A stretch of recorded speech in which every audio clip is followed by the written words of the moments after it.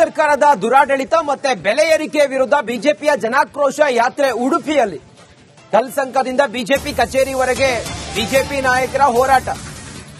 ಬಿಜೆಪಿಯ ಜನಾಕ್ರೋಶ ಯಾತ್ರೆ ಉಡುಪಿಯಲ್ಲಿ ಕಲ್ಸಂಕ ಸರ್ಕಲ್ನಿಂದ ಬಿಜೆಪಿ ಕಚೇರಿಯವರೆಗೆ ಜಾಥಾ. ನೋಡಿ, ಪ್ರತಿಭಟನೆಯಲ್ಲಿ ಜಿಲ್ಲೆಯ ಶಾಸಕರು, ಸಂಸದರು ಎಲ್ಲರೂ ಕೂಡ ಭಾಗಿಯಾಗಿದ್ದಾರೆ. ಉಡುಪಿಯಲ್ಲಿ ಬಿಜೆಪಿಯ ಜನಾಕ್ರೋಶ ಯಾತ್ರೆ ಕಾಂಗ್ರೆಸ್ ಸರ್ಕಾರದ ದುರಾಡಳಿತ ಮತ್ತೆ ಬೆಲೆ ಏರಿಕೆ ಇದೆಲ್ಲವನ್ನ ಖಂಡಿಸಿ, ಮುಸ್ಲಿಂ ಓಲೈಕೆ ಸೇರಿ ಇದೆಲ್ಲವನ್ನ ಖಂಡಿಸಿ ಪ್ರತಿಭಟನೆಯನ್ನ ಮಾಡ್ತಾ ಇದ್ದಾರೆ. ಬೇರೆ ಬೇರೆ ಜಿಲ್ಲೆಗಳಲ್ಲಿ ಬಿಜೆಪಿಯ ಜನಾಕ್ರೋಶ ಯಾತ್ರೆ ಯಶಸ್ವಿಯಾಗಿ ನಡೀತಾ ಇದೆ. ನೂರಾರು ಜನ ಸೇರ್ತಾ ಇದ್ದಾರೆ. ಉಡುಪಿಯಲ್ಲೂ ಕೂಡ ಕಲ್ಸಂಕ ಸರ್ಕಲ್ನಿಂದ ಬಿಜೆಪಿ ಕಚೇರಿವರೆಗೂ ಕೂಡ ಪ್ರತಿಭಟನಾ ಜಾಥಾ. ಜಿಲ್ಲೆಯ ಶಾಸಕರು, ಸಂಸದರುಗಳು ಭಾಗಿಯಾಗಿದ್ದಾರೆ. ನೋಡಿ, ಆ ದೃಶ್ಯ ಗಮನಿಸ್ತಾ ಇದ್ದೀರಿ.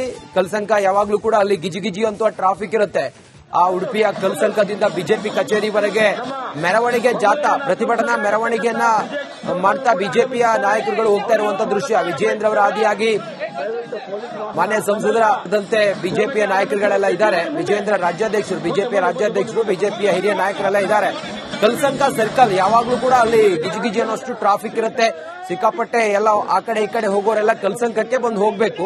ಆ ಕಲ್ಸಂಕದಿಂದ ಬಿಜೆಪಿ ಕಚೇರಿವರೆಗೆ ಬಿಜೆಪಿಯ ಕಾರ್ಯಕರ್ತರು ಪ್ರತಿಭಟನಾ ಜಾಥಾವನ್ನು ಮಾಡ್ತಾ ಇದ್ದಾರೆ. ನೋಡಿ, ಎತ್ತಿನ ಗಾಡಿ, ಬಿಜೆಪಿ ಫ್ಲಾಗು, ವೆಹಿಕಲ್ಗಳು, ಟ್ಯಾಬ್ಲೋಗಳು ಎಲ್ಲ ಕಾಣಿಸ್ತಾ ಇದೆ. ಇದು ಉಡುಪಿಯಲ್ಲಿ ಕಂಡು ಬರ್ತಿರುವಂತಹ ದೃಶ್ಯ. ಜನಾಕ್ರೋಶ ಯಾತ್ರೆ ಇದು, ಬಿಜೆಪಿಯ ಹೋರಾಟ.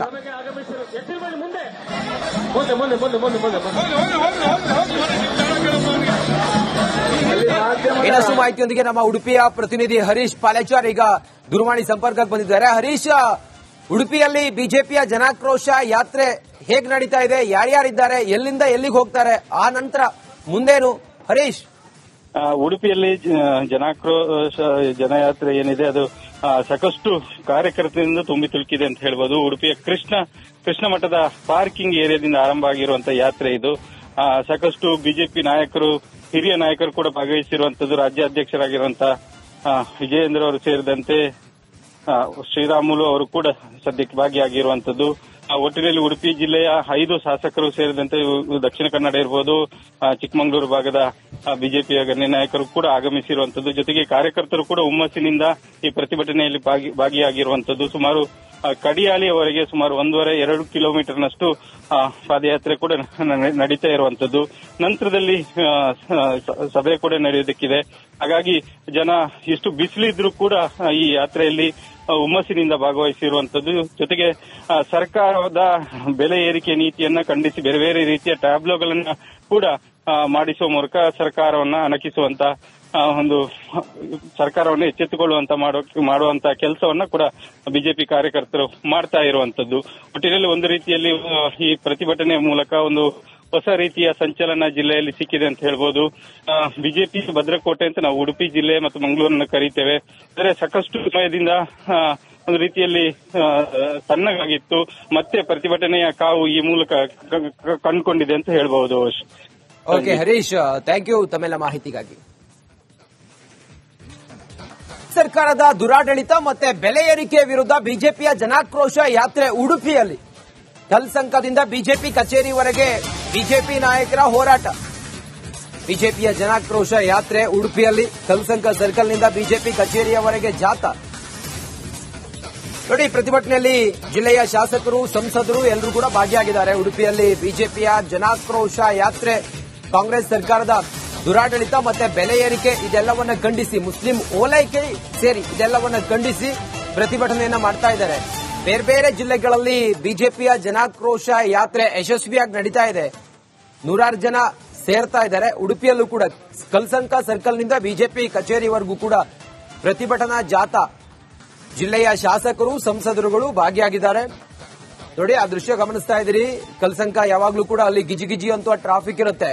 ಆ ಉಡುಪಿಯ ಕಲ್ಸಂಕದಿಂದ ಬಿಜೆಪಿ ಕಚೇರಿವರೆಗೆ ಮೆರವಣಿಗೆ ಜಾಥಾ, ಪ್ರತಿಭಟನಾ ಮೆರವಣಿಗೆಯನ್ನ ಮಾಡ್ತಾ ಬಿಜೆಪಿಯ ನಾಯಕರುಗಳು ಹೋಗ್ತಾ ಇರುವಂತಹ ದೃಶ್ಯ. ವಿಜಯೇಂದ್ರ ಅವರ ಆದಿಯಾಗಿ ಮಾನ್ಯ ಸಂಸದರಾದಂತೆ ಬಿಜೆಪಿಯ ನಾಯಕರುಗಳೆಲ್ಲ ಇದ್ದಾರೆ. ವಿಜಯೇಂದ್ರ ರಾಜ್ಯಾಧ್ಯಕ್ಷರು, ಬಿಜೆಪಿಯ ರಾಜ್ಯಾಧ್ಯಕ್ಷರು, ಬಿಜೆಪಿಯ ಹಿರಿಯ ನಾಯಕರೆಲ್ಲ ಇದ್ದಾರೆ. ಕಲ್ಸಂಕ ಸರ್ಕಲ್ ಯಾವಾಗ್ಲೂ ಕೂಡ ಅಲ್ಲಿ ಗಿಜಿಗಿಜಿ ಅನ್ನೋಷ್ಟು ಟ್ರಾಫಿಕ್ ಇರುತ್ತೆ.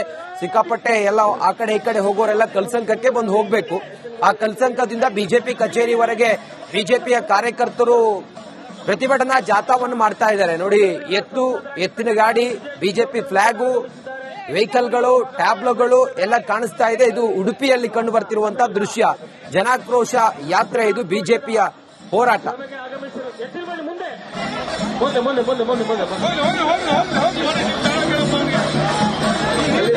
ಇನ್ನಷ್ಟು ಮಾಹಿತಿಯೊಂದಿಗೆ ನಮ್ಮ ಉಡುಪಿಯ ಪ್ರತಿನಿಧಿ ಹರೀಶ್ ಪಾಲೇಚಾರ್ ಈಗ ದೂರವಾಣಿ ಸಂಪರ್ಕಕ್ಕೆ ಬಂದಿದ್ದಾರೆ. ಹರೀಶ್, ಉಡುಪಿಯಲ್ಲಿ ಬಿಜೆಪಿಯ ಜನಾಕ್ರೋಶ ಯಾತ್ರೆ ಹೇಗ್ ನಡೀತಾ ಇದೆ? ಯಾರ್ಯಾರಿದ್ದಾರೆ? ಎಲ್ಲಿಂದ ಎಲ್ಲಿಗೆ ಹೋಗ್ತಾರೆ? ಆ ನಂತರ ಮುಂದೇನು?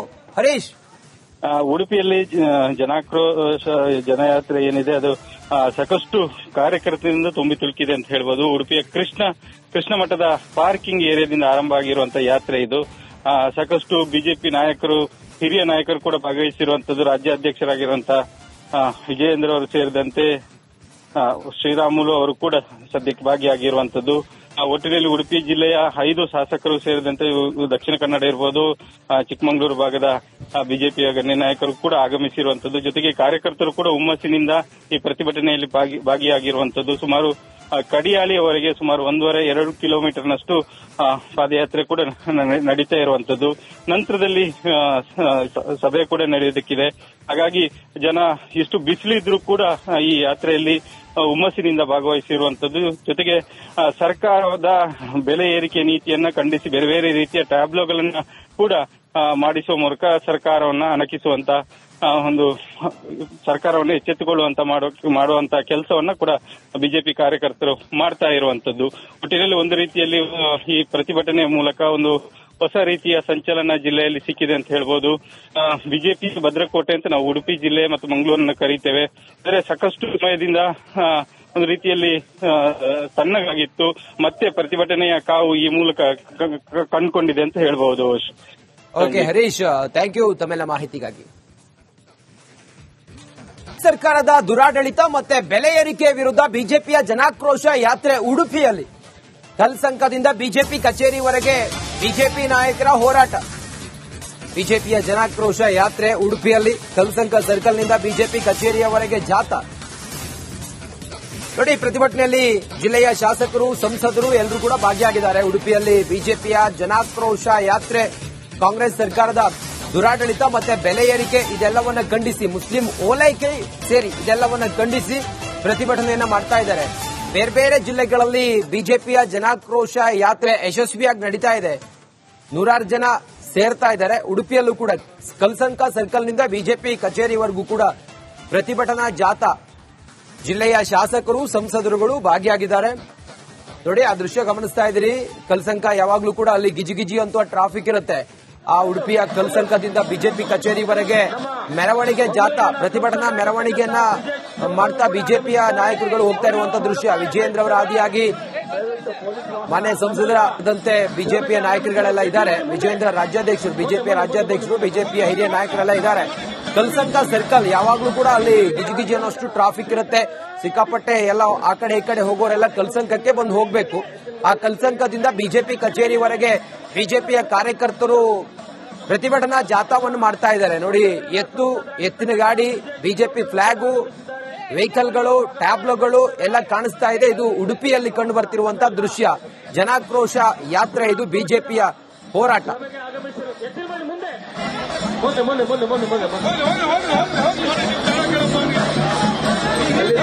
ಇನ್ನಷ್ಟು ಮಾಹಿತಿಯೊಂದಿಗೆ ನಮ್ಮ ಉಡುಪಿಯ ಪ್ರತಿನಿಧಿ ಹರೀಶ್ ಪಾಲೇಚಾರ್ ಈಗ ದೂರವಾಣಿ ಸಂಪರ್ಕಕ್ಕೆ ಬಂದಿದ್ದಾರೆ. ಹರೀಶ್, ಉಡುಪಿಯಲ್ಲಿ ಬಿಜೆಪಿಯ ಜನಾಕ್ರೋಶ ಯಾತ್ರೆ ಹೇಗ್ ನಡೀತಾ ಇದೆ? ಯಾರ್ಯಾರಿದ್ದಾರೆ? ಎಲ್ಲಿಂದ ಎಲ್ಲಿಗೆ ಹೋಗ್ತಾರೆ? ಆ ನಂತರ ಮುಂದೇನು?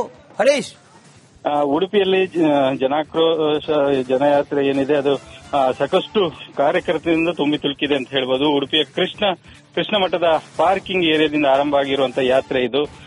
ಸಾಕಷ್ಟು ಬಿಜೆಪಿ ನಾಯಕರು, ಹಿರಿಯ ನಾಯಕರು ಕೂಡ ಭಾಗವಹಿಸಿರುವಂತದ್ದು. ರಾಜ್ಯಾಧ್ಯಕ್ಷರಾಗಿರುವಂತಹ ವಿಜಯೇಂದ್ರ ಅವರು ಸೇರಿದಂತೆ ಶ್ರೀರಾಮುಲು ಅವರು ಕೂಡ ಸದ್ಯಕ್ಕೆ ಭಾಗಿಯಾಗಿರುವಂತದ್ದು. ಒಟ್ಟಿನಲ್ಲಿ ಉಡುಪಿ ಜಿಲ್ಲೆಯ 5 ಶಾಸಕರು ಸೇರಿದಂತೆ ದಕ್ಷಿಣ ಕನ್ನಡ ಇರಬಹುದು, ಚಿಕ್ಕಮಗಳೂರು ಭಾಗದ ಬಿಜೆಪಿಯ ಗಣ್ಯ ನಾಯಕರು ಕೂಡ ಆಗಮಿಸಿರುವಂತದ್ದು. ಜೊತೆಗೆ ಕಾರ್ಯಕರ್ತರು ಕೂಡ ಹುಮ್ಮಸ್ಸಿನಿಂದ ಈ ಪ್ರತಿಭಟನೆಯಲ್ಲಿ ಭಾಗಿಯಾಗಿರುವಂತದ್ದು. ಸುಮಾರು ಕಡಿಯಾಲಿಯವರೆಗೆ ಸುಮಾರು 1.5-2 ಕಿಲೋಮೀಟರ್ನಷ್ಟು ಪಾದಯಾತ್ರೆ ಕೂಡ ನಡೀತಾ ಇರುವಂತದ್ದು. ನಂತರದಲ್ಲಿ ಸಭೆ ಕೂಡ ನಡೆಯೋದಕ್ಕಿದೆ. ಹಾಗಾಗಿ ಜನ ಎಷ್ಟು ಬಿಸಿಲಿದ್ರೂ ಕೂಡ ಈ ಯಾತ್ರೆಯಲ್ಲಿ ಹುಮ್ಮಸ್ಸಿನಿಂದ ಭಾಗವಹಿಸಿರುವಂತದ್ದು. ಜೊತೆಗೆ ಸರ್ಕಾರದ ಬೆಲೆ ಏರಿಕೆ ನೀತಿಯನ್ನ ಖಂಡಿಸಿ ಬೇರೆ ಬೇರೆ ರೀತಿಯ ಟ್ಯಾಬ್ಲೋಗಳನ್ನ ಕೂಡ ಮಾಡಿಸುವ ಮೂಲಕ ಸರ್ಕಾರವನ್ನ ಅಣಕಿಸುವಂತ ಒಂದು ಸರ್ಕಾರವನ್ನು ಎಚ್ಚೆತ್ತುಕೊಳ್ಳುವಂತ ಮಾಡುವಂತ ಕೆಲಸವನ್ನ ಕೂಡ ಬಿಜೆಪಿ ಕಾರ್ಯಕರ್ತರು ಮಾಡ್ತಾ ಇರುವಂತದ್ದು. ಒಟ್ಟಿನಲ್ಲಿ ಒಂದು ರೀತಿಯಲ್ಲಿ ಈ ಪ್ರತಿಭಟನೆಯ ಮೂಲಕ ಒಂದು ಹೊಸ ರೀತಿಯ ಸಂಚಲನ ಜಿಲ್ಲೆಯಲ್ಲಿ ಸಿಕ್ಕಿದೆ ಅಂತ ಹೇಳ್ಬೋದು. ಬಿಜೆಪಿ ಭದ್ರಕೋಟೆ ಅಂತ ನಾವು ಉಡುಪಿ ಜಿಲ್ಲೆ ಮತ್ತು ಮಂಗಳೂರನ್ನ ಕರೀತೇವೆ. ಆದರೆ ಸಾಕಷ್ಟು ಸಮಯದಿಂದ ಒಂದು ರೀತಿಯಲ್ಲಿ ತಣ್ಣಗಾಗಿತ್ತು. ಮತ್ತೆ ಪ್ರತಿಭಟನೆಯ ಕಾವು ಈ ಮೂಲಕ ಕಂಡುಕೊಂಡಿದೆ ಅಂತ ಹೇಳ್ಬಹುದು. ಓಕೆ ಹರೀಶ್, ಥ್ಯಾಂಕ್ ಯು ತಮ್ಮೆಲ್ಲ ಮಾಹಿತಿಗಾಗಿ.